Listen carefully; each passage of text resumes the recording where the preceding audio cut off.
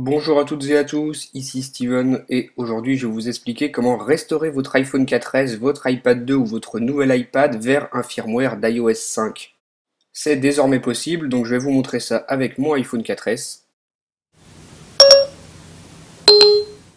Moi je suis sous iOS 5.1.1, vous pouvez voir le firmware et je vais retourner vers iOS 5.0.1 pour pouvoir disposer du jailbreak Untethered. Pour commencer, on va placer notre iPhone ou notre iPad en mode DFU. Donc pour ça, on va maintenir le bouton Home et le bouton Power pendant une dizaine de secondes. Donc vous appuyez simultanément sur les deux et vous attendez que vous ayez cet écran. Là, vous n'éteignez pas votre appareil, vous restez appuyé. Et là, quand l'écran est noir, vous relâchez le bouton Power et vous maintenez appuyé le bouton Home encore une dizaine de secondes. Lorsque vous obtenez comme ceci un écran noir, votre appareil n'est pas éteint mais il est en mode DFU, donc on va pouvoir continuer.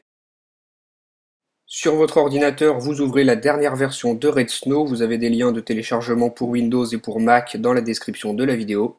Lorsque votre appareil est branché, Redsn le reconnaît en mode DFU, vous allez pouvoir cliquer sur Extra ici. Une fois que c'est fait, vous cliquez sur Even More tout en bas, et là vous cliquez sur Restore encore tout en bas.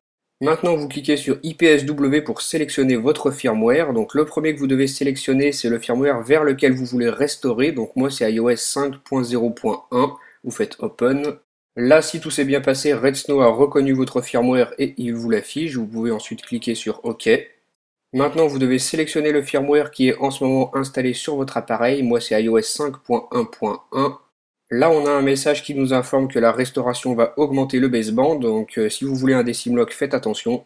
Si votre appareil a déjà été jailbreaké au firmware vers lequel vous voulez restaurer, vous pouvez directement cliquer sur Restore. Ou alors, si vous n'avez jamais été jailbreaké à ce même firmware, vous cliquez sur Local et vous sélectionnez votre fichier SHSH signé avec votre app ticket, par exemple sauvegardé avec Tiny Umbrella.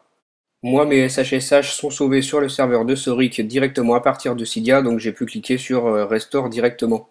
Voilà pour les petites informations. Maintenant, sur Redsn, vous voyez qu'on a plusieurs barres qui se remplissent. Vous ne touchez à rien, vous laissez bien brancher votre iPhone ou votre iPad et vous attendez que Redsn fasse son travail. Donc avec cette méthode que je suis en train de vous montrer, vous allez par exemple pouvoir restaurer votre iPhone 4S ou votre iPad 2 qui se trouve sous iOS 5.1 ou même iOS 5.1.1 vers iOS 5.0.1 pour pouvoir disposer du jailbreak Untethered. Par contre, si vous avez le nouvel iPad, donc l'iPad 3, vous ne pourrez restaurer qu'à partir d'iOS 5.1 puisque lorsque vous avez acheté votre iPad 3, il était forcément sous iOS 5.1 au minimum. Les barres de chargement continuent à se remplir, vous ne touchez à rien. Sur l'écran, vous voyez le logo iTunes avec le câble.